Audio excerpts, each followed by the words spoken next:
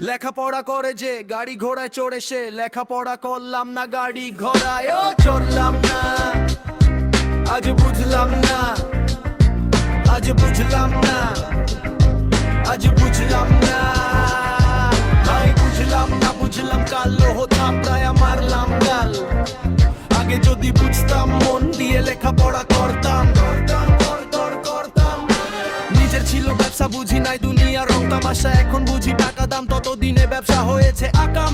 এখন করি চাকরি মানে পরের গোলামি, যারে দিয়ে চাও আনাবো না সেও চায় সালামি। নিজের বাড়ি ঘর থাকতে ভাড়ার খরচ নাই, তারপরও মাঝে মাঝে অভাবের গুনগুনাই। মাস শেষে যাদের ভাড়া লাগে তাদের কষ্ট পুরাই যাই। তারপরও আমি কামলা দিয়া খাই, জীবন চালাতে কষ্ট করে টাকা কামাই।